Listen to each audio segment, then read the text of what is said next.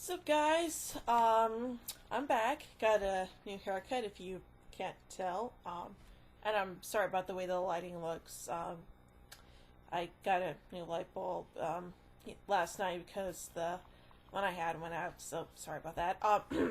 So anywho, so before I talk about the most recent movie I saw, I just want to let you guys know that my big plans for my horror review month um, is not going the way I expected to, because originally I was going to review all the Friday the 13th movies that were released by Paramount, but unfortunately that it looks like that's not going to happen. I just ran out of time. I'm busy with school stuff and everything else like that, so I apologize.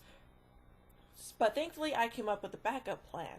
So what I'm going to do is I'm going to do a review every Thursday, and the last Thursday of this month, no, big surprise, is October 31st, which is Halloween. So I will be doing reviews every Thursday, and yes, I will be doing one on Halloween.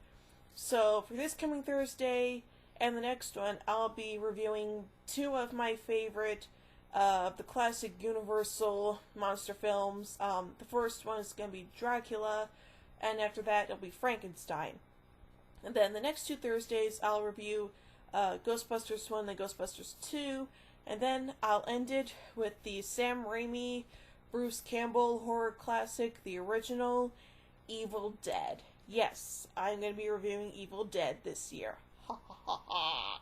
So yeah, then maybe next year I'll review Evil Dead 2, and then the year after that I'll review Army of Darkness, and maybe hopefully someday I'll get around to reviewing the Friday the 13th movies, and Halloween, if I can find them all, and all the other big horror franchises, you know, maybe Texas Chainsaw Massacre, maybe sometime, or maybe somewhere along the road, like Silent Hill, and maybe the Paranormal Activity movies. I don't know.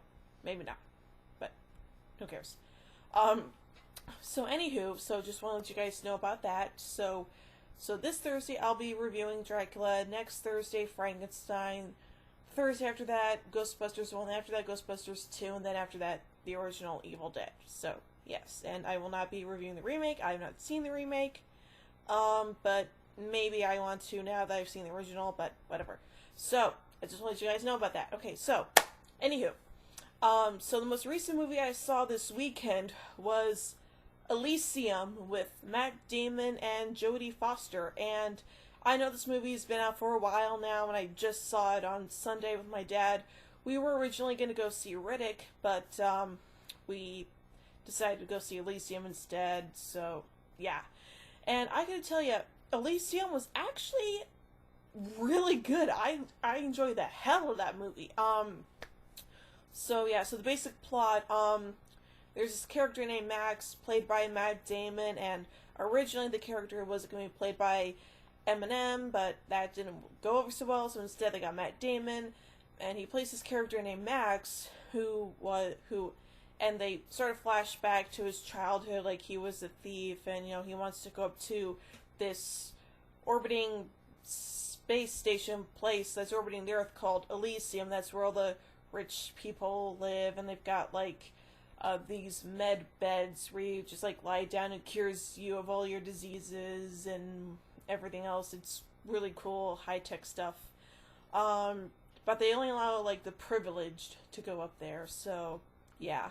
And so, so Max, as an adult, he works for this company that actually built Elysium, and all the droids that, like, patrol the Earth, and Earth is so, like, run down. There's, like, sick people everywhere, and everyone's just trying to get by, and, you know, some people are trying to get up to Elysium, and sometimes it works, but unfortunately the people that make it up there, they have to get sent back because you know, they got there illegally and stuff like that. So one day when Max is at work, he gets trapped in one of the machines where the droids are, and he gets, because of that, his body is exposed to a lethal dose of radiation, and in 5 days, he'll die. So he has like less than a week to live basically, and so he goes to see this guy named Spider, and he gives him a chance to go up to Elysium, and so to go to Max's former boss, and they got to download some information that he stored in his brain and stuff like that, and so with this information, Max has a plan to go up to Elysium and then use the information or actually the guy Spider will use the information Max said to make everyone on Earth now a legal citizen of Elysium and stuff like that. So, but yeah, and of course then there's of course Max has his friend named Frey, and she has a daughter, and her daughter is coming down with leukemia. So now Max has an even bigger reason to go to Elysium and, and to help Spider extract this information out of his head and stuff like that. And, of course, Jodie Foster's like, she's trying to keep all this stuff on down. Like, she wants to stage a political coup, which will make her the new president of Elysium and everything else like that. And she has this sleeper agent named Kruger, and she sends him after Max, and they have some pretty interesting fight sequences. Like, the fight sequences in this movie are pretty damn good, and this movie is rated R, so it's not for the squeamish. I mean, there's, like, people that actually explode and stuff like that, and Kruger gets part of his face blown off, and it's just horrific. Again, not for the squeamish, so just be warned. And also other stuff, and there's, like, a shot where you see, like, the part of Matt Damon's brain. I don't really think it's actually his brain, but, it's, again, not for the squeamish. But, yeah, so it's, overall, Elysium, it is actually really, really good. I think it was done by the director of District 9, I'm not sure. But overall, it is a fairly decent movie. Actually, it's more than fairly decent. It's really good. I mean, it does have some social commentary on how, like, the rich are more privileged and how they look down on the poor and stuff like that. And, it's like, oh, well, they should, we should keep them out and stuff like that. But, ultimately the people will rise up and then they'll be able to live among the privileged. So, yeah. But yeah, if I have to give Elysium a star rating out of 5, I would definitely give it 5 stars. And it's just a really great movie.